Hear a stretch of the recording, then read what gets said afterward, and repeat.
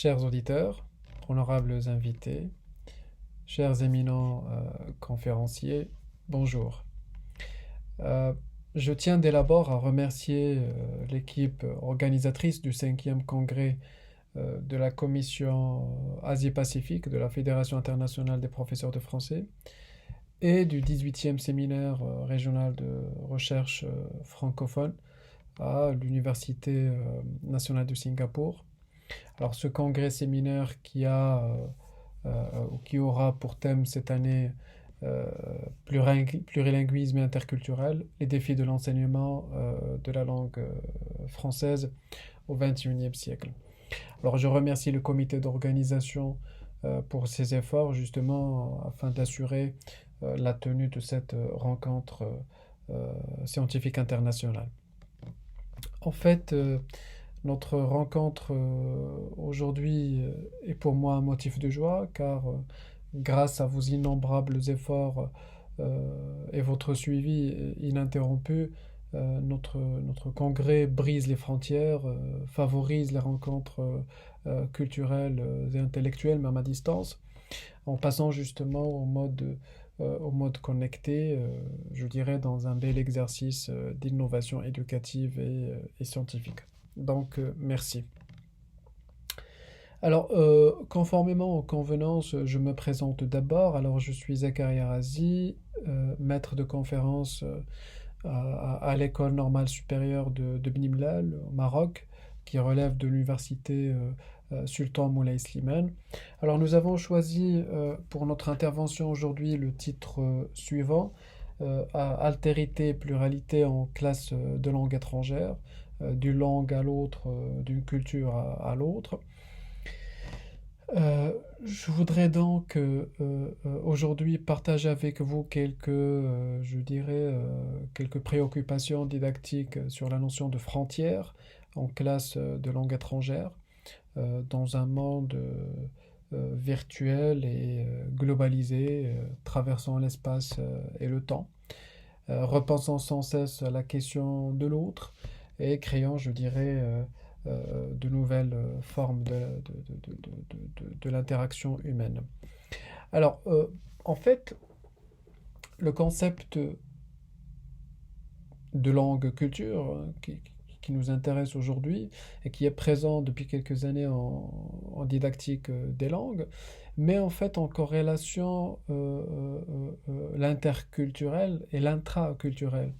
En effet, l'enseignement-apprentissage d'une langue culture s'érige sur la conjonction de ce que Françoise de Mougin appelle les items idiomatiques et les items culturels, à partir de laquelle se confrontent diverses identités et s'impose à juste titre pour le didacticien la question de l'altérité en termes de contenu disciplinaire. Et là, on pourrait éventuellement parler de la transposition et des rapports justement entre enseignants, médiateurs et apprenants. Et là, on est du côté, je dirais, du transfert. Euh, Ceci, en fait, lors de leur apprentissage ou de l'apprentissage d'une langue étrangère ou seconde, celle de l'autre, développent en effet des stratégies explicatives issues de leurs interactions avec le matériau linguistique et culturel en construction. Alors, en contexte multiple, la langue est alors objet, référence et parfois moyen d'enseignement-apprentissage qui implique en fait la prise en considération des contextes sociolinguistiques, culturels et institutionnels. Mais à quel moment l'enseignement-apprentissage de langue, du français en l'occurrence, devient-il utile et pertinent? Pour des raisons d'ouverture intellectuelle, culturelle et humaine, c'est, nous semble-t-il, l'argument qui va de soi. Alors apprendre une langue, étrangère ou seconde, c'est adopter une posture nouvelle, c'est acquérir un langage différent, une culture différente et des usages syntaxiques et symboliques qui nous étaient jusque-là étrangers. Ceci est sans l'ombre d'un doute, source de richesse, puisque ces aspects augurent par excellence euh, une altérité au bon sens. Alors apprendre une langue étrangère revient à donner l'accès justement à une culture étrangère, dont les spécificités et les valeurs sont véhiculées entre autres par les textes littéraires par exemple ou par les technologies de l'information et de la communication. Alors, la didactique des langues et cultures étrangères considère en effet ces éléments non point comme un ensemble de questions compliquées, susceptibles de recevoir chacune séparément, je dirais, une solution technique appropriée, mais plutôt comme une problématique qui regroupe un ensemble de questions complexes. Alors cette complexité implique dès lors que les réponses aux questions soient partielles, imparfaites, provisoires et surtout plurielles. Alors ce glissement du compliqué au complexe et du problème à la problématique permet de poser la question culturelle et celle du rapport à l'autre en didactique des langues. L'objet enseigné se complexifie donc avec le temps, concomitamment à la complexification aussi de la notion de communication. Rappelons-le, euh, si la compétence dans l'approche communicative renvoie à la capacité d'utiliser un langage approprié dans des situations variées, la perspective actionnelle considère présentement tout apprenant d'une langue comme un acteur social appelé à agir et à interagir avec l'autre. Ainsi donc, il est aujourd'hui je dirais, plus inextricable d'enseigner une compétence de communication, moyennant des activités qui exigent l'emploi de la langue 2 dans des situations interactives, qu'une compétence, je dirais, pré-communicative, pour reprendre une expression de Bolton, ayant justement objectif de maîtriser des éléments de syntaxe par exemple, mais de manière, je dirais, isolée. Alors l'interculturel revêt donc pour le didacticien une grande importance, car d'une part, dans la perspective, je dirais, d'un relativisme culturel, il permet de considérer les cultures présentes et diminue le risque d'assimilation, et favorise par ailleurs l'idée d'échange, laquelle idée est annexée à l'exigence d'altérité dans toute situation d'interaction. Alors, ceci s'impose graduellement aujourd'hui, compte tenu du monde environnant ultra connecté, dès lors que la langue s'avère être une construction sociale intimement liée à l'identité culturelle des sujets, à l'identité culturelle des groupes, véhiculant, et des individus, véhiculant leur manière d'être, leur représentation du monde, des objets environnants, ainsi que leurs moyens d'entrer en contact avec l'autre. Alors, il nous semble, dans ce sens, que toute culture est pluriculturelle, en ce sens qu'elle construit à travers le temps, à partir de contacts ou des contacts entre individus, entre communautés, et chacun apporte justement sa pierre à l'édifice, en mettant en avant sa façon d'être, de penser et d'agir.